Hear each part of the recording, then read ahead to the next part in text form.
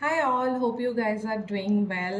আজকে সানডে মর্নিংয়ে আমি একটা সাউথ ইন্ডিয়ান রেসিপি নিয়ে এসেছি।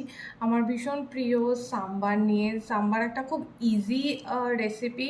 লাইক আমি আগে ভাবতাম যে ইটস কোয়াইট ডিফিকাল্ট, অনেক কিছু দিতে হয়, অনেক কিছু করতে হয়, but once I started I realise it's a very very quick and easy recipe.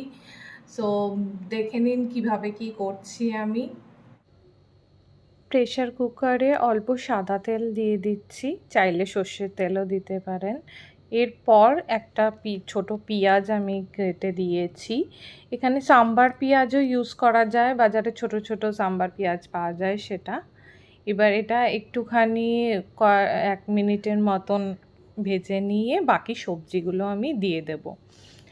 সবজিতে আমি সজনে ডাঁটা, বরবটি, পেঁপে আর গাজর ইউজ করেছি। চাইলে অন্য সবজি বেগুনও দেওয়া যায়, ভেন্ডিও দেওয়া যায়, এগুলো সাম্বারে ইউজুয়ালি দিয়ে থাকে, বাট আমার কাছে অ্যাভেলেবেল ছিল না, তাই আমার কাছে যা ছিল আমি সেটা দিয়েই করেছি। সবজিটা হালকা একটুখানি ভেজে নিয়ে টমেটো দিয়ে দিচ্ছি।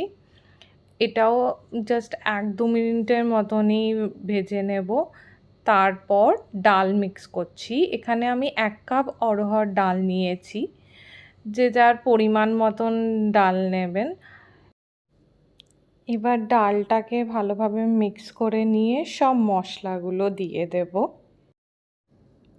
1.5 চামচের মতন নুন দিচ্ছি, তারপরে 1/2 চামচ হলুদ গুঁড়ো, আর তারপরে 1 চামচ ধনে গুঁড়ো। এবারে এগুলোকে সব কিছু মিশিয়ে নেব। আর লঙ্কার গুঁড়ো দেওয়ার দরকার, আমি সেটা ভুলে গেছিলাম, তো পরে আমি অ্যাড করছি। এবার 1 চামচ গুড় দেব। যেহেতু এটায় তেঁতুল দেওয়া হয় তাই আমি গুড় দিচ্ছি, না চাইলেও কোনো না দিতে চাইলেও কোনো প্রবলেম নেই। এবারে জল দেব। জলের পরিমাণটা হলো মোটামুটি 2 কাপের মতন, যতটা ডাল তার ডাবলের মতন জল দিচ্ছি, কারণ এখানে অনেক সবজিও আছে, সেগুলো সিদ্ধ করার দরকার, তাই জন্য জলটা বেশি পরিমাণেই দিচ্ছি। যদি মনে হয় পাতলা হয়ে গেছে তো জলটাকে একটু ফুটিয়ে গাঢ় করে নিতে পারেন, আর যদি কারোর মনে হয় যে গাঢ় হয়েছে তাহলে পরে আবার জল দিয়ে ফুটিয়েও সেটা থিকনেসটাকে ম্যানেজ করতে পারেন। এবার প্রেশার কুকারটা ঢেকে দিয়ে সিটি দেব। আমি মোটামুটি 4টের মতন সিটি দিয়েছি। আমার সবজি সব আর ডাল সিদ্ধ হয়ে গেছে। কেউ চাইলে পরে স্ম্যাশার দিয়েও একটুখানি পিষে দিতে পারেন, স্ম্যাশ করে দিলে সবজিটা আর ডালটার থিকনেসটা মেনটেন হয়। এবারে আমি তেঁতুলের পাল্পটা দিলাম। কেউ চাইলে বয়েলের টাইমেও তেঁতুল অ্যাকচুয়ালি দিয়ে দেওয়া যায়, তাতে কোনো অসুবিধা নেই, দানা সহই দেওয়া যায়, পরে ওটা বের করে নিলেই হয়।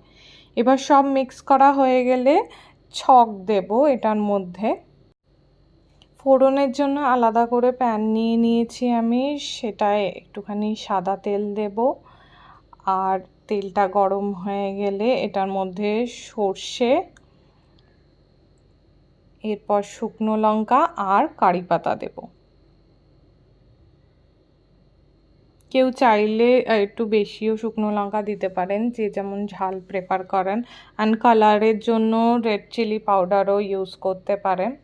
কারি পাতাটা মোটামুটি একটু ফ্রাই হয়ে গেলে তারপর আমি মিক্স করে নেব ডালের সঙ্গে।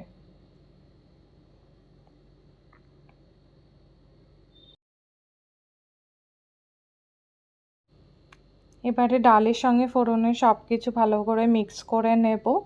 ভিডিওটি ভালো লাগলে please do like, share and subscribe my channel. Thanks for watching.